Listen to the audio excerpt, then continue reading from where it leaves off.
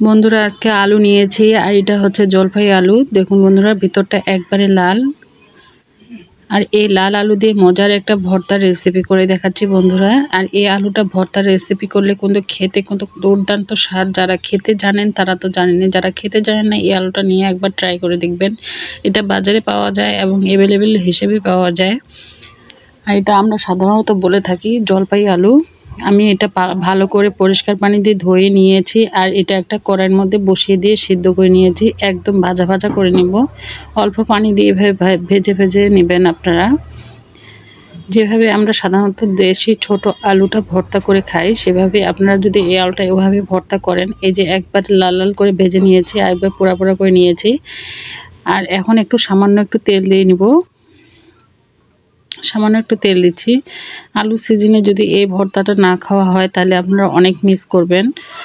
এই যে আলুটা একবারে দেখুন বন্ধুরা তেল দেওয়ার সাথে সাথে কেমন লাল হয়ে এসেছে। আর এইভাবে একটু লাল করে ভেজে নিতে হবে। এখন ভাজা হয়ে গেছে, আলুটা এক সাইডে দিচ্ছি। আলুটা এক সাইডে দেওয়ার পরে এখন আমি বাকি যে হচ্ছে পেঁয়াজ কুচি, শুকনা মরিচ কুচি, রসুন কুচি, এখন দেবো শুকনা মরিচ দিয়ে আবার একটু ভালো করে ভেজে নেব। এক সাইডে এগুলো ভাজতেছে, আরেক সাইডে আলুটা ভাজা যাচ্ছে। এই আলুটা আপনারা চাইলে ছিলেও ভর্তা করতে পারেন এবং চচা সহ ভর্তা করতে পারেন। কারণ আমি যেহেতু নিচে একবারে ছোটোটা, সেজন্য আমি একবারে চচা সহ ভর্তা করব। আর যারা বড় আলুটা তারা আপনারা চচা ছাড়াই ভর্তা করবেন। এখন মরিচগুলো আমি উঠিয়ে নিয়েছি আর এই যে পেঁয়াজ আলু আর সবগুলাই একসাথে এক সাইডে রেখে দিয়েছি।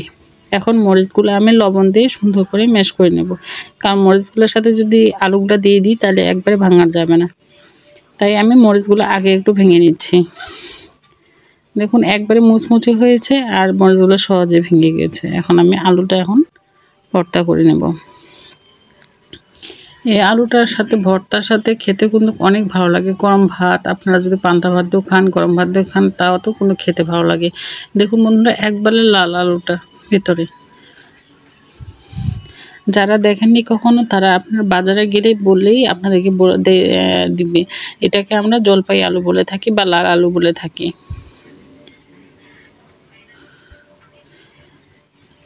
এভাবে সুন্দর করে ভর্তাটা করে নেব। আর গরম গরম ভর্তাটা করলে কিন্তু খেতে ভালো লাগে, আর ঠান্ডা হয়ে গেলে একটু অন্যরকম করে। এই যে গরম গরম ভর্তা করে নিয়েছি, এখন দেবো একটু খাঁটি সরিষার তেল দিয়ে আরও ম্যাশ করে নেব।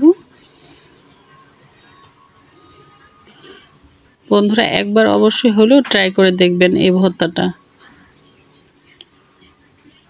আর ভিডিওটা ভালো লাগলে আপনারা একটা সাবস্ক্রাইব আর একটা ফলো করবেন আর আমার পাশে থাকবেন, আমি যেন আপনাদের সাথে নতুন নতুন ভিডিও শেয়ার করতে পারি। বন্ধুরা ভালো থাকবেন। আসসালামু আলাইকুম।